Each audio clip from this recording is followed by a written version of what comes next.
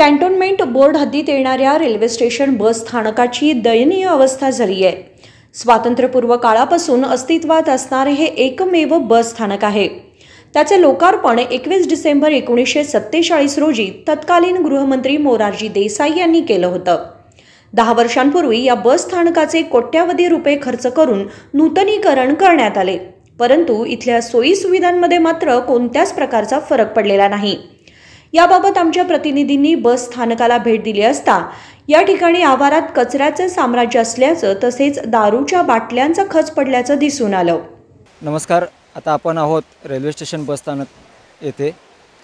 हे बस स्थानक 21 डिसेंबर 1947 पासून या ठिकाणी आहे, पण सध्या या बस स्थानकाची अत्यंत दयनीय अशी अवस्था झालेली आहे। हे बस स्थानक 7-8 वर्षापूर्वी या बसस्थानकाचे नूतनीकरण करण्यात आलेले असले तरी या बसस्थानकाची जी दुरावस्था झालेली आहे ती पाहता येथे प्रवासी येण्यासाठी कचरतात। त्याशिवाय या ठिकाणी खूप मोठ्या प्रमाणात समस्याही आहेत, पण याकडे कंटोन्मेंट बोर्ड किंवा परिवहन खाते लक्ष द्यायला तयार नाहीत।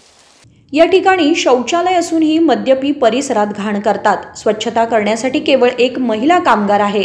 याबाबत बहादरवाडी येथील तुळजाराम पाटील हा विद्यार्थी म्हणाला की या ठिकाणी पावसाच्या पाण्याने घसरड झाली असून प्रवासी पाय घसरून पडतायत। या संदर्भात आपल्याशी बोलण्यासाठी येथील काही विद्यार्थी उपस्थित आहेत, आपण त्यांच्याशी बातचीत करणार आहोत।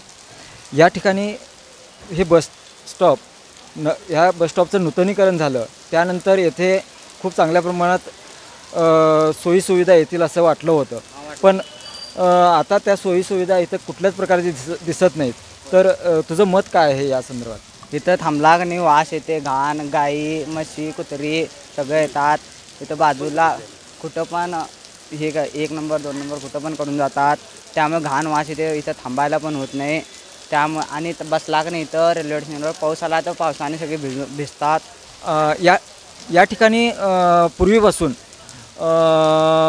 गोव्याला जाणाऱ्या किंवा इतर ठिकाणी चंदगड वगैरे भागात जाणाऱ्या ज्या बसेस होत्या त्या या ठिकाणाहून जात होत्या, पण अलीकडे त्या बसेस या ठिकाणी येत नाहीत असे प्रवाशांची तक्रार आहे। तर इथून फक्तच बेळगाव शहरांतर्गत आणखी इतर गावांना ज्या बसेस जातात त्या तेवढ्याच बसेस इथं येत असल्यामुळे इथे जे कार्यालय आहे तेही बंद आहे, इथे जे तिकीट काउंटर आहे तेही बंद आहे। दुकानगाळे या ठिकाणी मोठ्या प्रमाणात चालत होते, इथे पेपर स्टॉल्स होते, इथं बरेचसे हॉटेल्स वगैरे होती, पण ती आता या परिस्थितीत बंद झालेली आहेत, कारण इथे प्रवासीच येत नाहीत असं येथील व्यापाऱ्यांचंही म्हणणं आहे। हंगरगा येथील नागरिक मारुती शहापूरकर यांनी येथील समस्यांचा पाडा वाचताना हे बस स्थानक बेवारस बनले असल्याचा आरोप केला। काही लोकांच्या अशा समस्या आहेत की ते कंट्रोल कोण नाही, काही नाही। कारण काय माहिती, काही लोक बाहेरून येतात, ते विचारतात इथे काय आहे, ऑफिस कुठे आहे, काय आहे, काहीच नाही माहिती कुणाला। विचारतात पब्लिकला, फिर वापस जातात, पण पब्लिक काय सांगतात इथं काही कोण नाही आहे तर आम्हाला काय माहिती आहे असं विचारतात। बशी बरोबर टायमाला येतात, बशीचा प्रॉब्लेम नाही। घाण होत आहे, घाणीचा तर कायमच 2-3 दिवसांनी एकदा काढतात। बस स्थानकाचे नूतनीकरण होऊन 10 वर्षांचा कालावधी उलटला असला तरी येथील कार्यालय, तिकीट खिडकी, महिला कक्ष तसेच पोलीस चौकी अजून सुरू झालेली नाही। व्यापारी गाळ्यांची देखील तीच अवस्था आहे। बस बाबत विचारणा करावी तर कुणाकडे असा प्रश्न बाहेरून येणाऱ्या प्रवाशांना पडतोय। कॅन्टोन्मेंट बोर्डाने कोट्यवधी रुपयांचा निधी पाण्यात जाऊ नये यासाठी येथे आवश्यक सुविधा पुरवण्याची मागणी प्रवासी करतायत।